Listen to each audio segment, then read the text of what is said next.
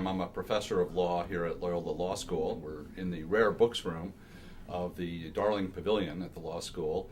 I think it's a very fitting setting to discuss the possibly upcoming California Constitutional Convention.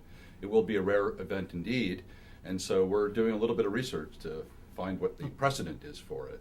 I have two of my colleagues here who are actually experts in California legal history, and they are helping me organize the upcoming symposium that will be held on this campus September 24th, 2010, just when things should be getting interesting prior to the November election, where the voters of California may be asked to approve our third constitutional convention. It will be a historic and rare event.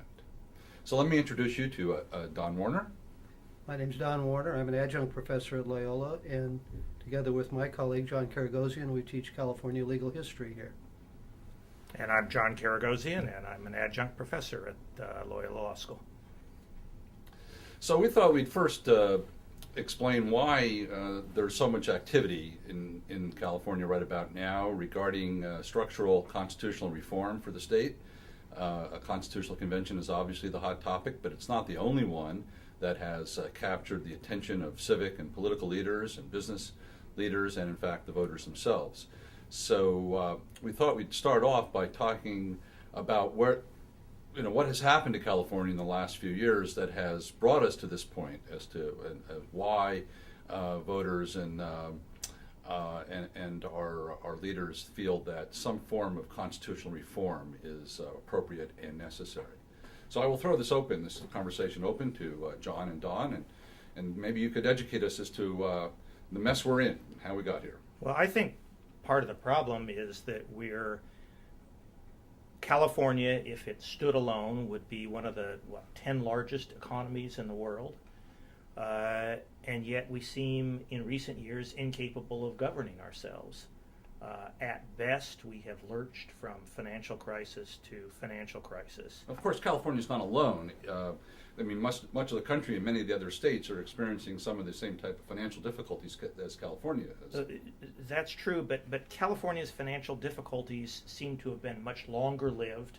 It's not just in the last year or two of the financial services meltdown.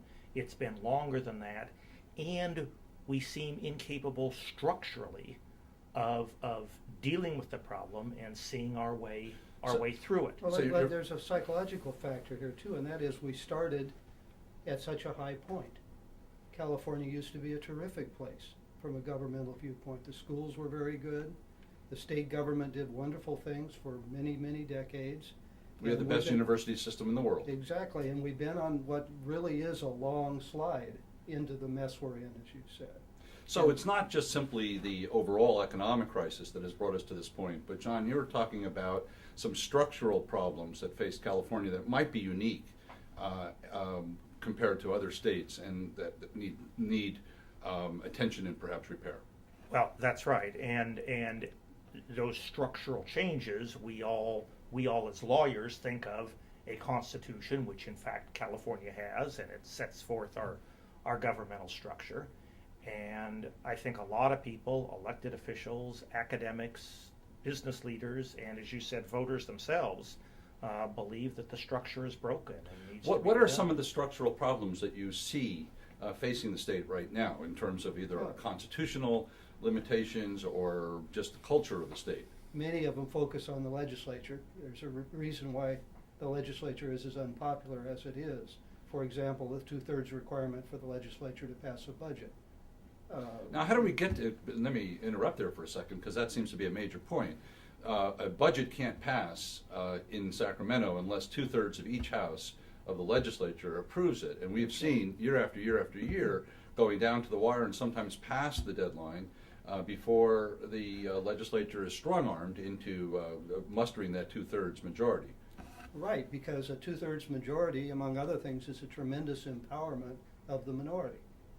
A minority of assembly persons and senators can hold up the process for as long as they're willing to do it, and that's essentially what we see. And when you talk about holding up the process, that means that the state doesn't have a budget. That means it can't pay its bills and it can't operate. Is that Right, we have IOUs, what do they call them, registered warrants, instead of checks.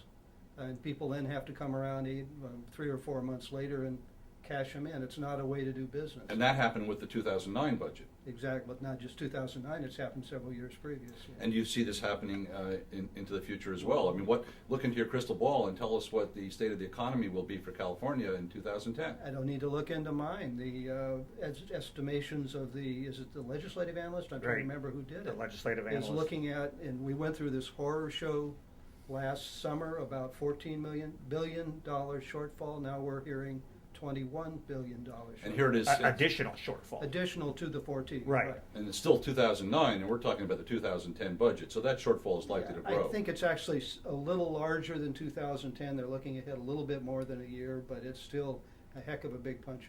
So what does that mean if the state of California is in the red by an additional $21 billion come next budget year? Well- What will that mean for the person on the street?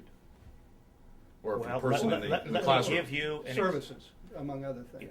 let me give you what may be to some people a trivial example, but at the crown jewel of our university system, the University of California, Berkeley canceled its last week of classes this year, this semester, because it didn't have the money for that week of teaching.